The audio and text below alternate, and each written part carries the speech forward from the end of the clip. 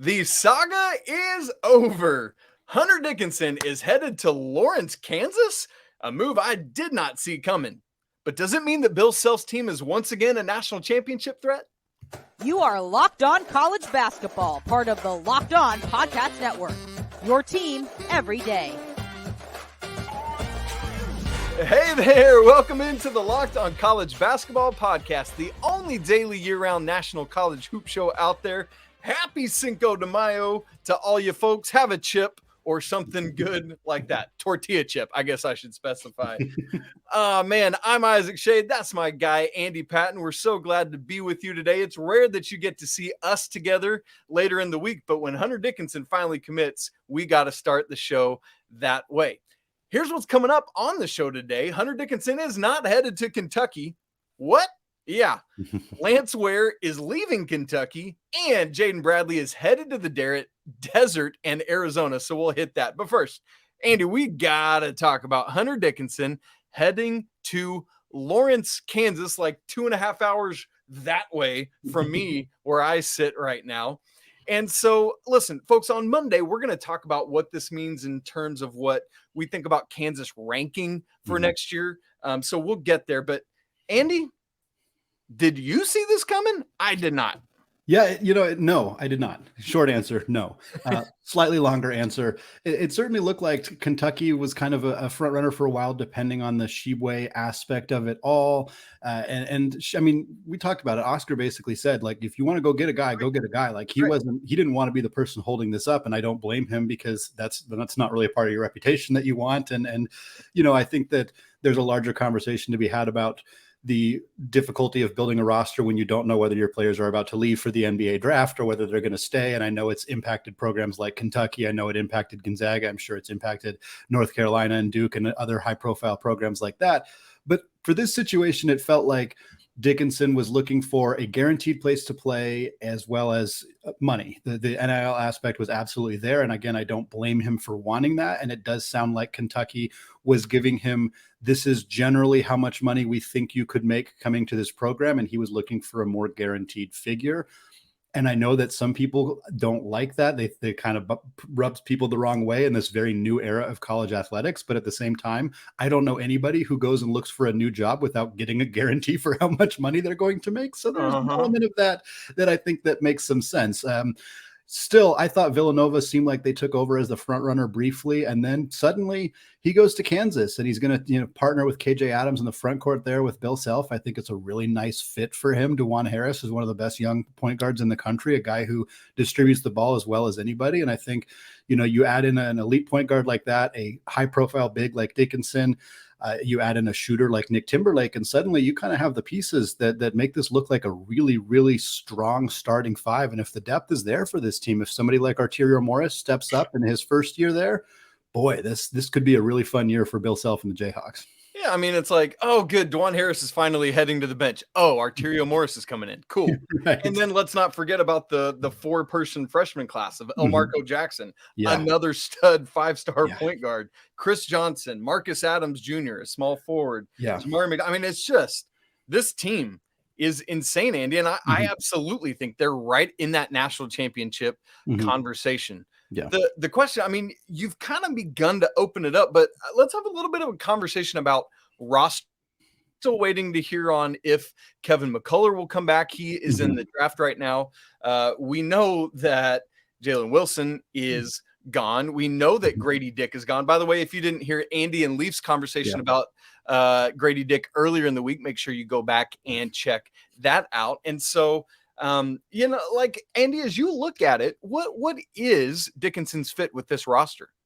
Yeah, I think he immediately stands out as the player who's going to get the ball the most, which is not a surprise. He wasn't going to go anywhere where he wasn't going to be the primary source of offense. No, and why wouldn't he? He averaged 18 plus points per game in each of the last 2 years at Michigan. So he's a guy who has earned that respect. And again, I think the traditional back to the basket big, or a big you can get the ball in their hands and kind of operate through them, is something we're seeing a lot in college basketball. Drew Timme at Gonzaga was, of course, a big example. It's a little bit different in North Carolina because of the guard play, but Armando Bacot's a player you can kind of do similar stuff like that with. Oscar Tshiebwe, of course, another player like that. So I think for Kansas, Bill Self loves his back to the basket bigs. He loves guys that he can kind of get the ball to and let the offense flow through them.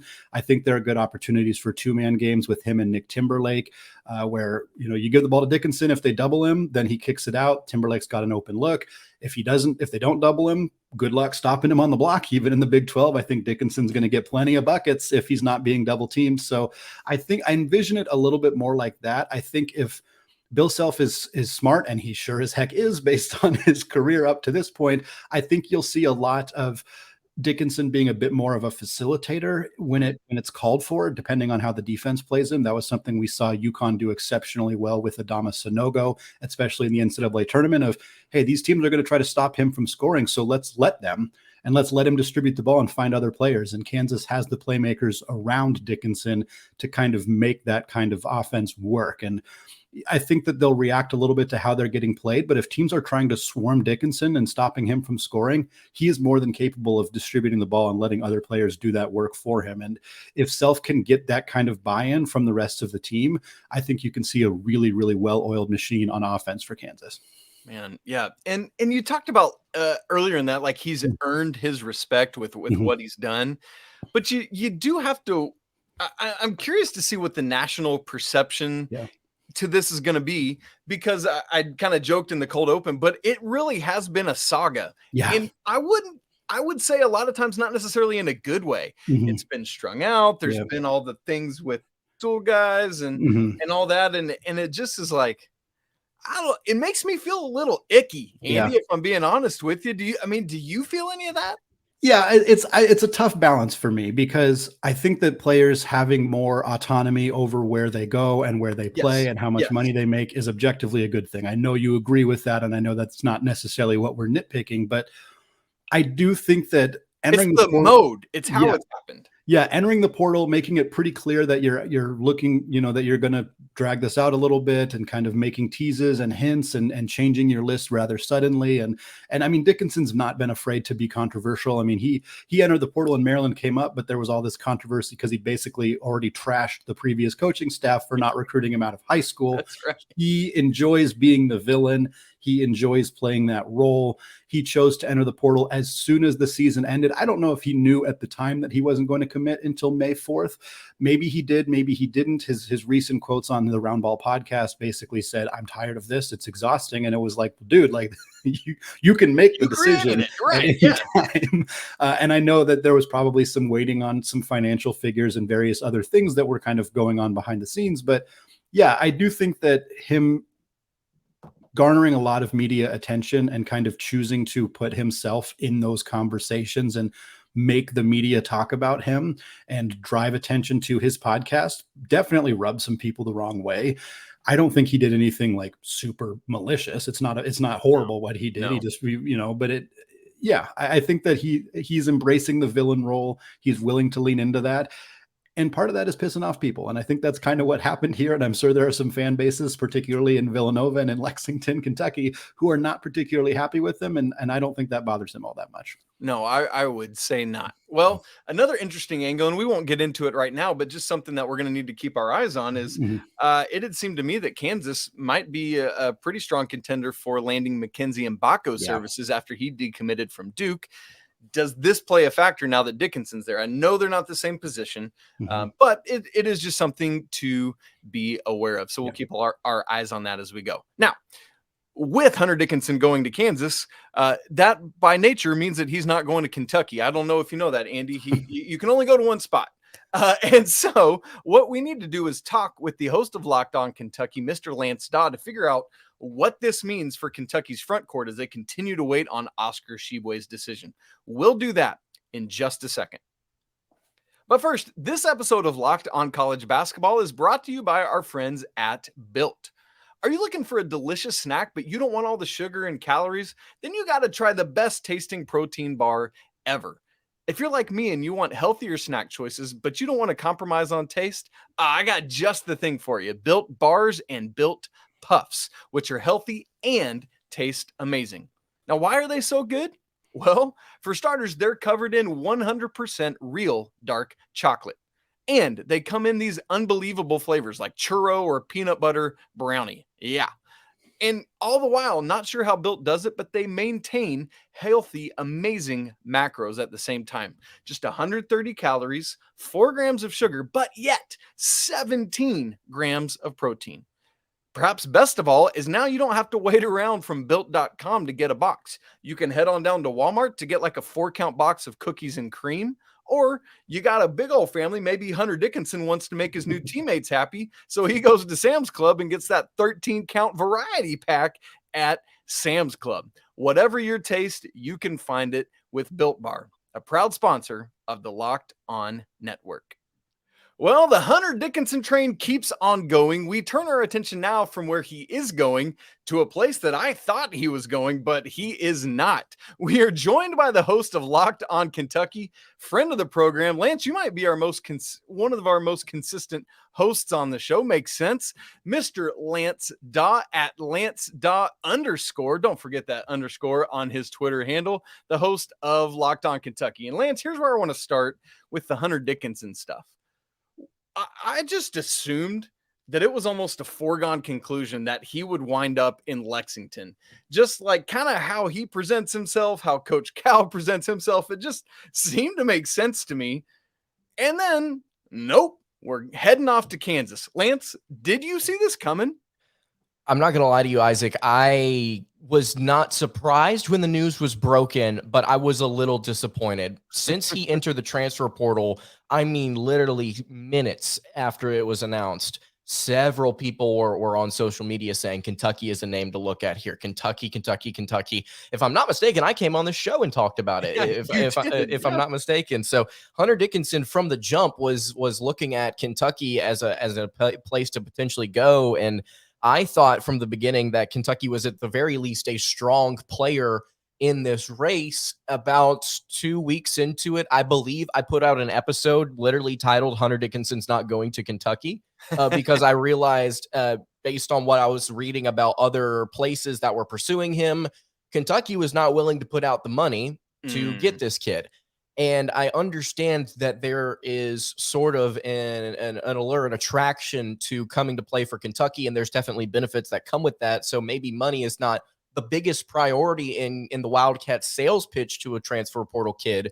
But at the same time, I mean, like if it's money that kids are looking for and it's money that you're going to get for different transfer portal players, Kentucky, they're going to miss out on certain people. On top of this, I was having a really hard time sitting there just watching days go by with Dickinson in the portal, with Oscar Tshiebwe kind of sitting with the, like you and I talked about, with the roster in limbo, where it was just like, okay, if he's not going to come back and he's going to hold out until the deadline, that puts Kentucky in a weird spot because they may not pursue players as heavily as they would if he was just going to the draft and we knew he was staying in. I even said that on yesterday's episode, talking about where it's like, if Tshiebwe, I want him to make a decision sooner rather than later. He's not going to, but that's just the reality of the situation, is Kentucky is just in a tight spot with some transfer portal kids. So I think it was the fact that Kentucky wasn't going to pay him enough. I think it was the fact that he right now is just kind of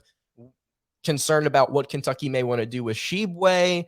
And then on top of all of this, I think that in terms of scheme fit, in terms of impact, I said I did an episode going through pros and cons of what Tshiebwe and Dickinson bring to the table. At the end of that segment there on that episode, I just came to the conclusion that both these guys do things very well. Some of them are different. Some of them are the same.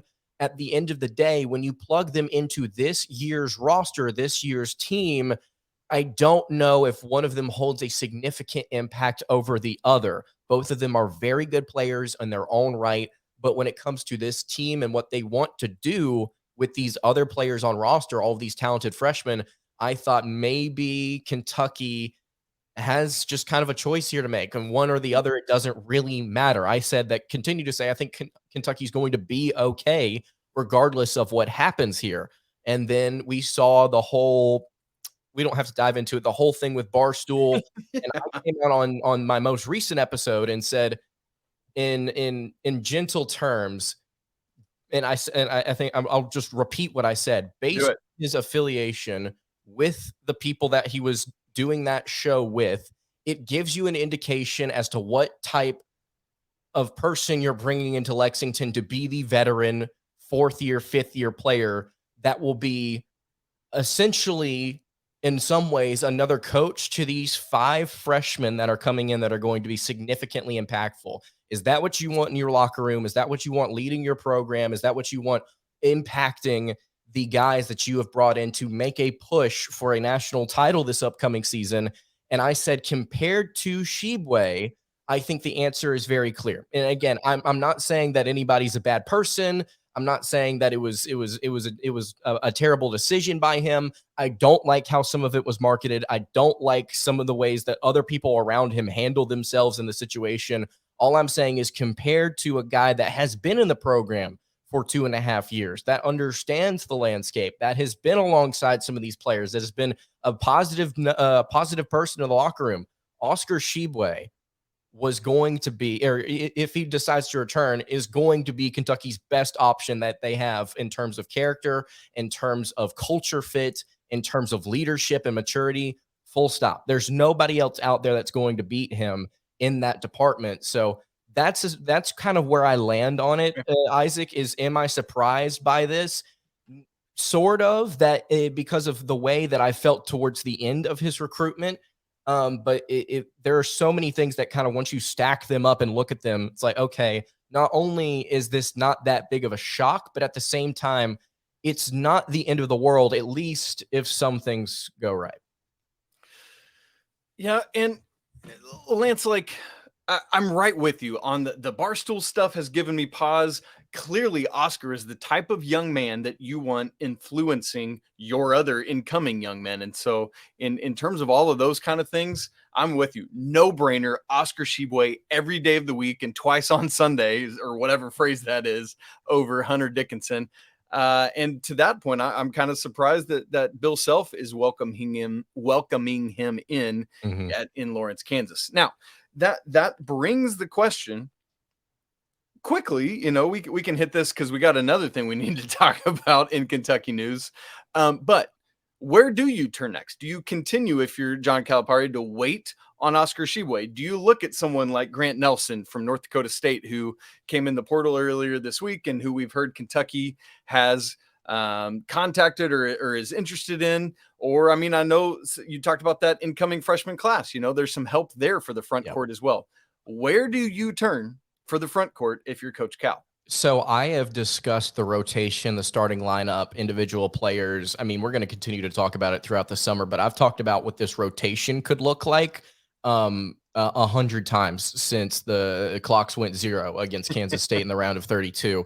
And it has been my consistent opinion that regardless of whether or not Oscar Tshiebwe comes back for Kentucky or not, they need to get a transfer power forward, or they need to get a transfer stretch 5 type of guy. They need somebody else back there, because Aaron Bradshaw, as a freshman, look, I think he's going to be great at that 4 spot. Cal said it again today, actually, that he's going to play the 4 for Kentucky.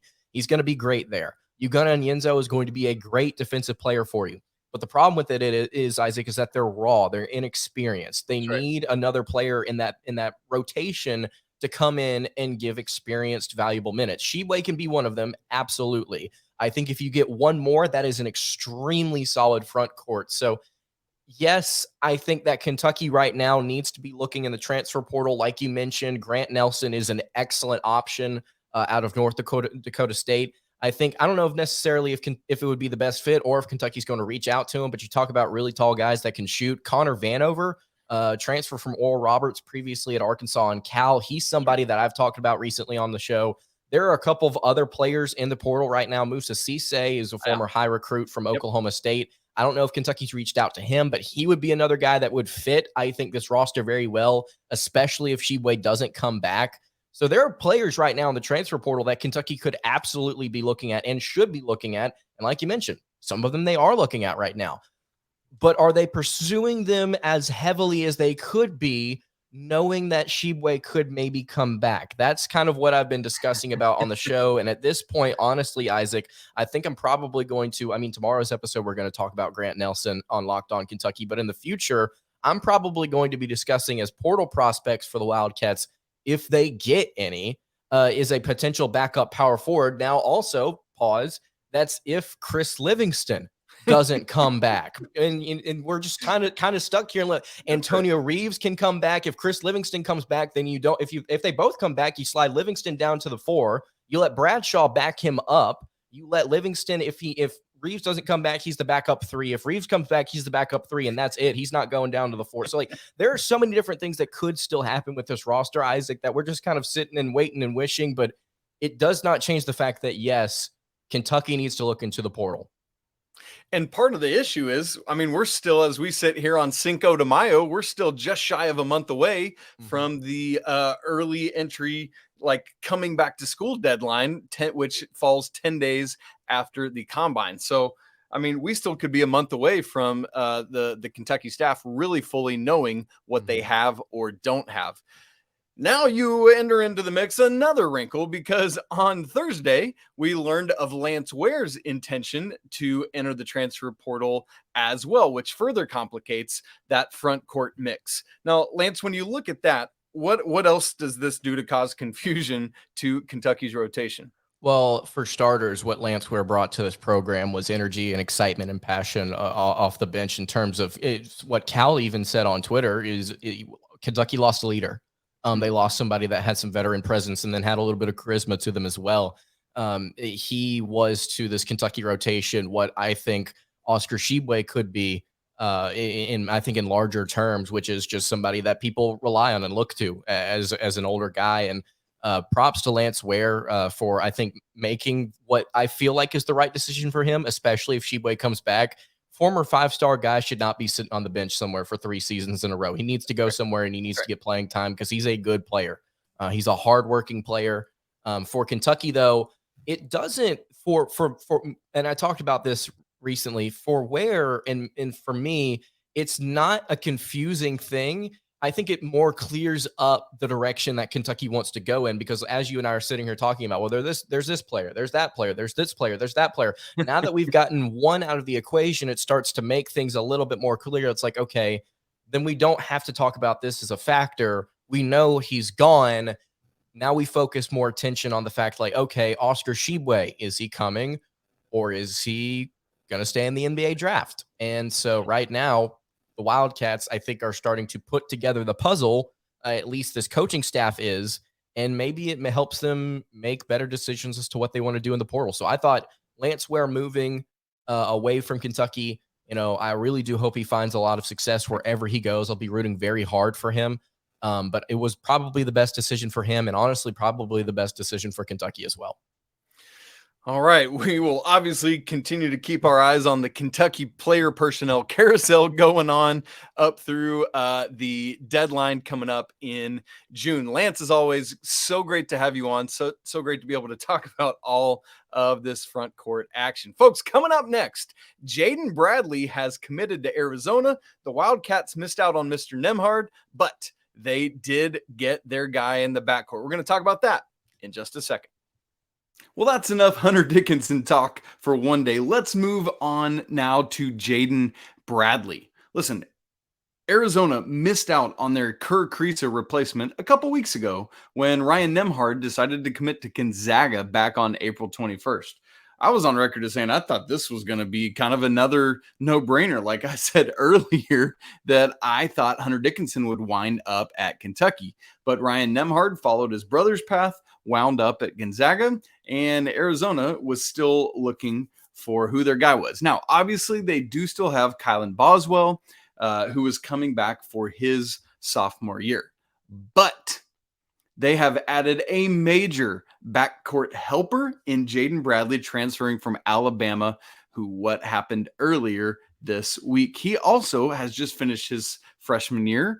And so that means that for Arizona, they potentially have their backcourt of the next couple of years when you combine Kylan Boswell and Jaden Bradley. This is great news. So last year for Bradley, let's look at what he did at Alabama, and then we'll talk about what this looks like for Arizona. Played in 37 of Alabama's games, started 22 of them. We'll talk about that in a second, but played 19.8 minutes, scored 6.4 points, 2.6 rebounds, 3.1 assists, shot 31.8% from three. You'd like to see a little bit better than that, but hopefully you see a sophomore bump in that. The really kind of number that I look at is just 69.5% from the free throw line. Needs a major jump in that, does Mr. Bradley. However, he made the All-SEC freshman team. That's great news. You love to see it, and you expect major growth as he heads out west. Now, I mentioned about his games started and games played, and here's what was really interesting. Kind of went through, came off the bench his first 9 games of the season, was backing up Nimari Burnett. And then like kind of mid-December-ish, Burnett had an injury. And so at that point, Jaden Bradley started starting and did so for the next 22 games. In fact, that was the rest of the regular season. But then once we got to the SEC tournament, and we talked a good deal about this. I in fact thought it was something that was going to help Alabama in a major way. They just ended up losing, but Bradley kind of pulled himself and just talked about Javon Quinterly being deserving of that starting role. And so Quinterly moved in, and then once again, Bradley was coming off the bench for the SEC tournament and the 3 NCAA tournament games. And so all of that said, Bradley decides to transfer and has landed at Arizona.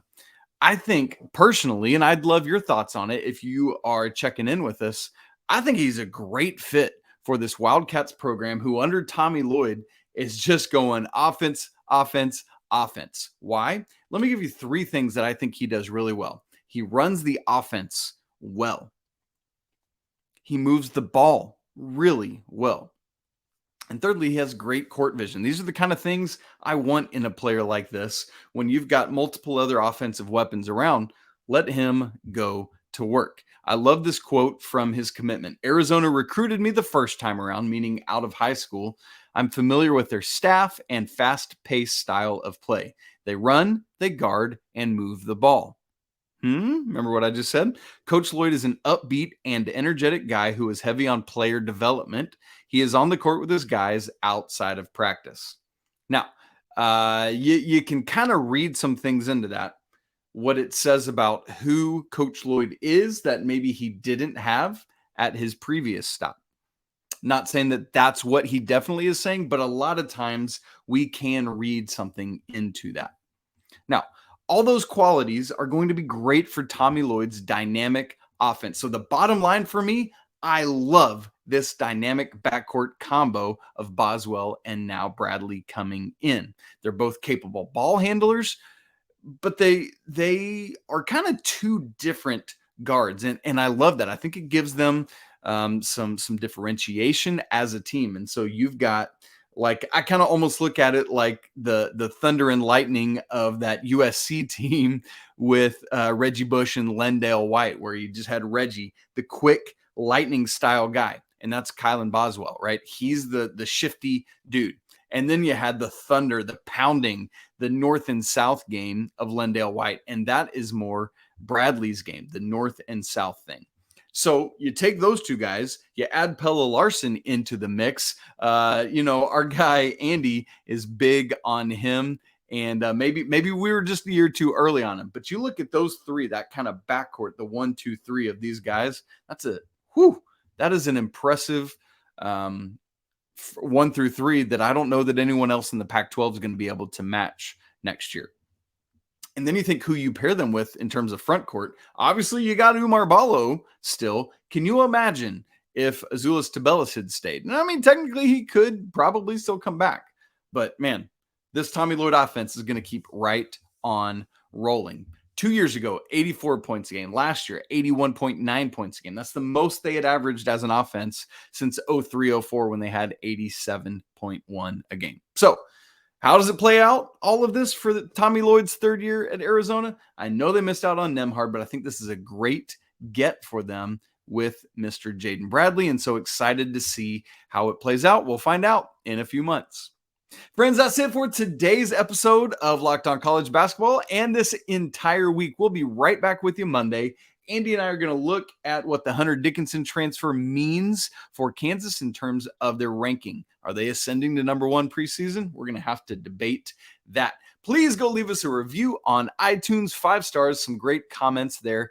Please don't forget to subscribe to the show, smash the like button, and comment. Thanks so much for tuning in. As always, apologies to the Lawyer family. Go Wildcats, and until Monday, peace.